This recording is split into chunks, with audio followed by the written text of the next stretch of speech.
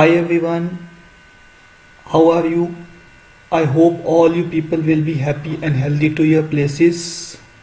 Dear students, in today's session we are going to cover the first chapter of social and political life, and the name of the chapter is the Indian Constitution. We will study about the Indian Constitution in detail in this chapter. So let's start.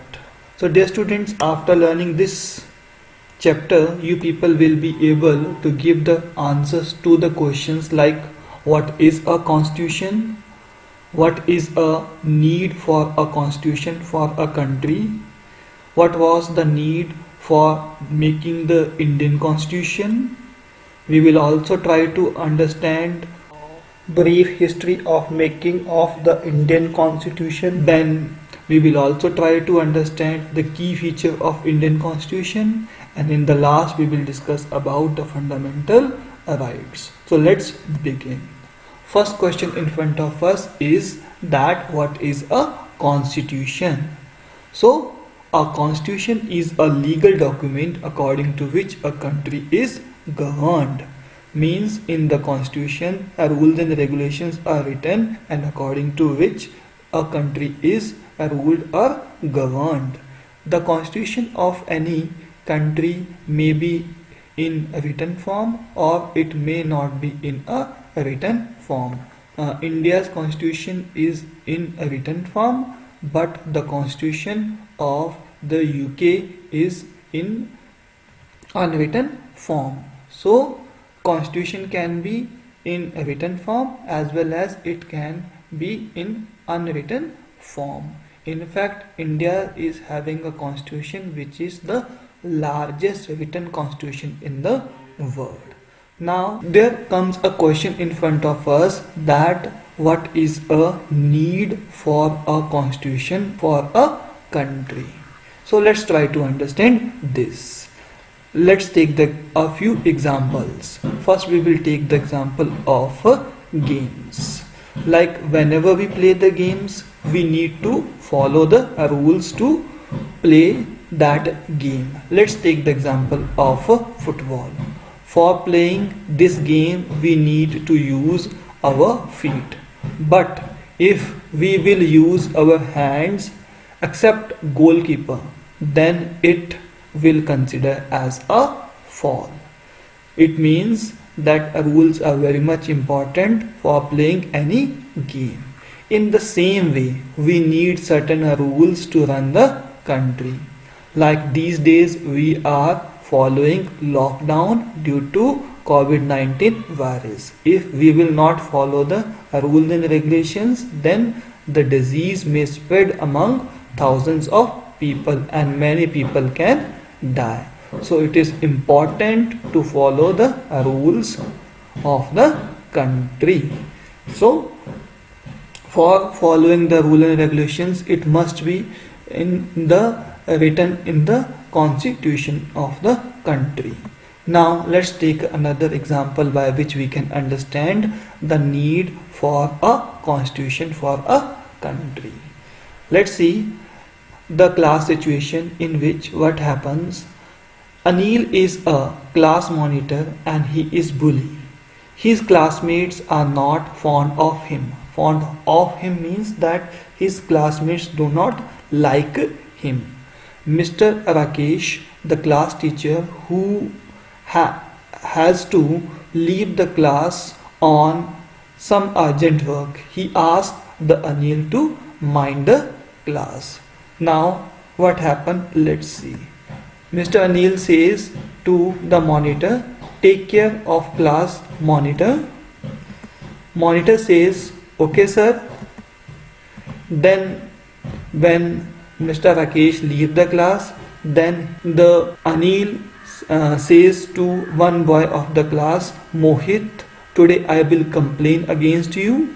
Then Mohit replies that, but what I have done? He says, sir, when you were away, Mohit was talking loudly and disturbing the class. He would not listen to me. Means he is complaining against Mohit to Mr. Rakesh. Now what is the response of Mr. Rakesh? Let's see. He asked to the Mohit, why are you not listening to class monitor?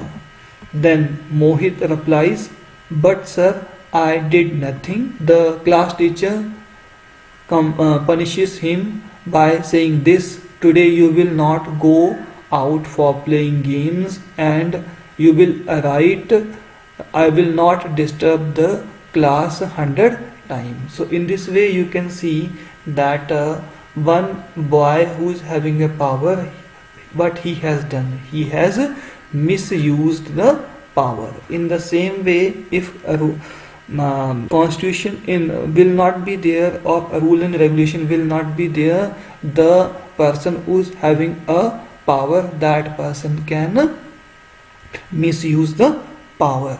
So if a rule and regulation will be in the written form, then there are very less chances the person may misuse the power who is in the government. Now let's take another example. Now in a class, you can see here the class, there is a majority of boys is there, means boys number is more as compared to girls.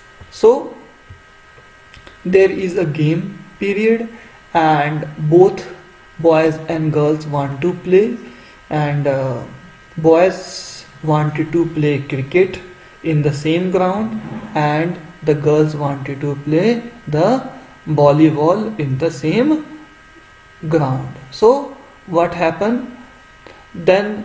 There was an argument between the boys and girls, and finally they called to the teacher, and the teacher decides that since the boys are in majority, means their number is more than the girls, so the boys will play the cricket, girls will not play in this ground. So in this way you have seen that majority is ruling over the minority. So same situation can happen in a country in which different ethnic groups are living, and the majority may rule over the minority people. They may take away the rights of the minority community. So it can happen. But if there will be a written constitutions, then there are very less chances of happening this. Now let's try to understand the need for a constitution with the help of a third example. Now here we are going to take the example of our neighboring country whose name is Nepal. The constitution of Nepal was written in 1990s, and according to which the maximum power was in the hand of the king. But majority of the people, they did not want the maximum power in the hand of the king. They wanted to establish in their own country democratic form of government. So they were continuously protesting against the king. So finally in 2006 they replaced the king's power, and finally in 2006 the democracy was established. After establishing the democracy, there was a need for a constitution for the country, because in the previous constitution maximum powers were in the hand of the king. So they started writing about the constitution, and by 2015 they made a new constitution according to which maximum powers were granted to the Nepali citizens, and in this way you can say the priorities of the people may get changed. Earlier they were happy with the king's rule, but with the passage of the time the situation changed, and then they tried to change the constitution, and finally they did this in 2015.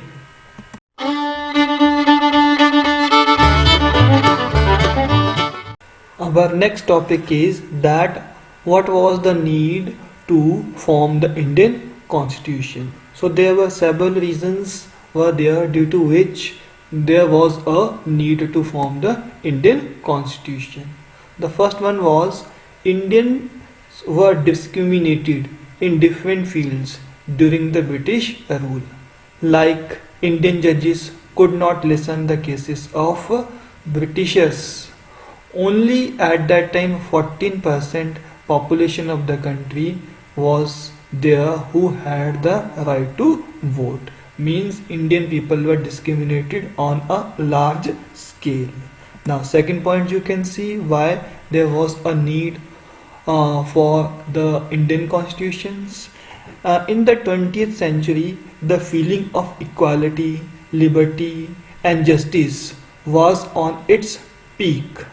So most of the leaders of the Congress want to establish such type of a society where maximum power should be in the hand of people and all citizens should get equal rights. So like you have seen in the point number 1, that Indian people were discriminated by the Britishers. They were not provided the equality, they were not provided the liberty, and justice was also not done with them. So they wanted that there must be a constitution where these things should be there. So that's why they were continuously demanding that there must be a constitution for our country. So how our constitution was made, let's see. So the task of making the Indian constitution was started in December 1946 under the cabinet mission plan. The constitution was framed means made, by the Constitution Assembly of India, in which about 389 members were there. These members were the representatives of British state and the princely states, and these representatives held different meetings to make the Indian Constitution. And the Constitution Assembly took about 2 years, 11 months and 18 days to complete our constitution. They read the constitution of different countries, and after reading that, whatever they found best for India, they also included in the Indian constitution. The constitution was adopted on 26 November 1914. Here I mean to say adopted means in this day date the constitution was ready, but it came into force from 26 January 1950, and this day every year we people celebrate as a Republic Day of India. Dear students, now let's move towards the key features of Indian Constitution. First of all, our constitution starts with a preamble. Now what is a preamble? A preamble is the introduction of the constitution, in which we have given the summary that what type of the government the framers of the Indian constitution wanted for India. Okay, the second feature of the Indian constitution is the federalism. Federalism means it is a system of government in which central government shares the power with the state government. Like in India at present we have the basically two type of governments are there. One type of government is the central government, and the second type of government is the state government. And in our constitution it's clearly mentioned on which topics the central government will work and on which topics would be there on which the state government will work. So here we have divided the power between the central government and the state government, so that everyone may not get the unlimited power. The next feature of the Indian Constitution is the parliamentary form of a government. Now, what is a parliament form of government? It is a form of government in which executive means cabinet, means main ministers of government is responsible to the legislature. Like in India, all the members of cabinet are responsible for their policies, for their work in front of the parliament.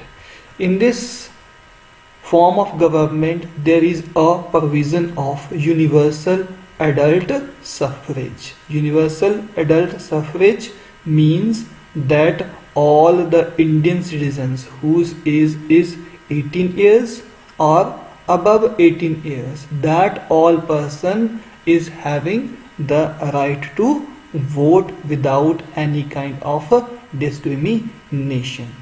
Next, the key feature of Indian Constitution is secularism. Secularism means that the Constitution does not say to practice any religion. It's a personal matter. We may propagate means promote any religion. The government will not interfere in it.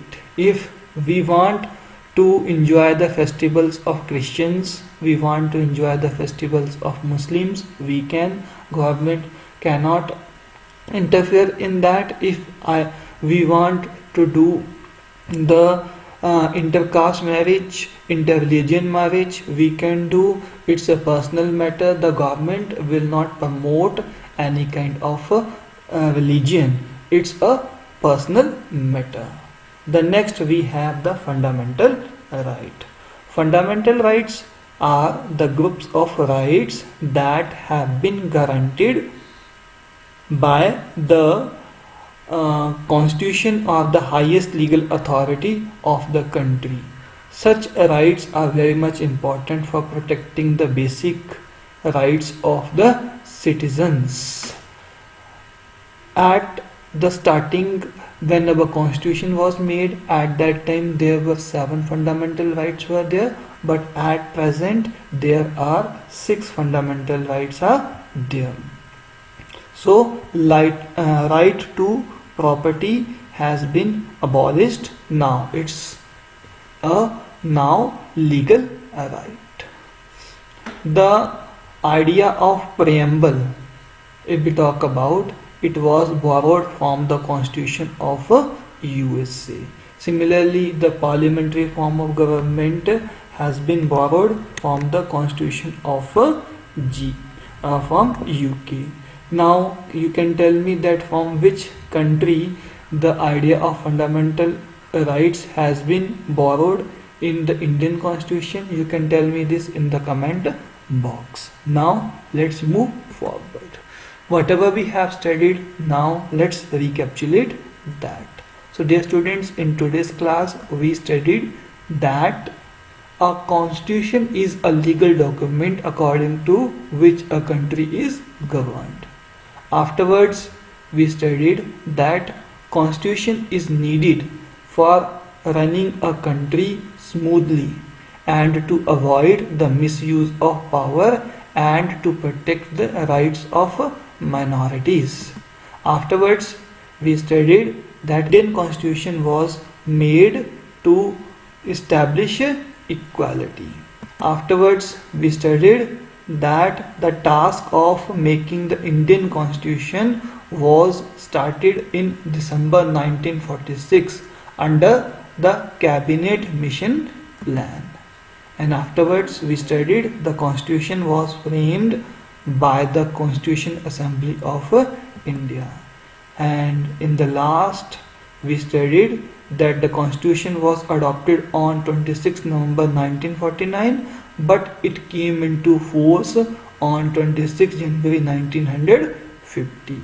And parliamentary form of government, secularism, federalism and fundamental rights are the sum of the key feature of Indian Constitution. So whatever we have studied, I hope all you people would have understood. Now let's do the quick revision. First question: tick at the correct option. And the first question is, in India there is a form of government, and your options are presidential form of government, parliamentary form of government, or both A and B. Well, in India the parliamentary form of government is there, which has been mentioned in the Indian Constitution. Second question, our Constitution guarantees fundamental rights to Indian citizens. How many fundamental rights provides the Indian Constitution to its citizens? 7, 8 or 6? The answer is 6 fundamental rights are there at present in our Constitution. Third question, in Nepal the new Constitution was adopted in 1919, 2006 or 2015. So in Nepal the new constitution was adopted in 2015.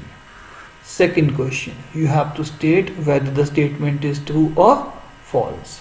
The first question is, the constitution of any country may be written or unwritten. Is this statement is true or false? So this statement is the true statement, because the constitution of any country may be in the written form or it may be in the unwritten form. Second question, Dr. Bhim Rao Ambedkar is called the chief architect of Indian Constitution, means he is the main person who designed the Indian Constitution. So this statement is true statement. Third question, we celebrate our Republic Day on 15 August every year. Is this statement is true or false? So this statement is false statement, because on the 15 August every year we celebrate our Independence Day, and Republic Day is celebrated on 26 January. Fourth question, the Constitution of India was framed by the Constitution Assembly of India. So this statement is true statement. Next question, universal adult suffrage means only 14% of population of India have the right to vote. Is this the meaning of universal adult suffrage? Means only the 14% people of India is having the voting right, rest is not having the voting right. So this statement is a false statement. In India, all person whose age is 18 or above 18, that person is having the voting right without any kind of discrimination.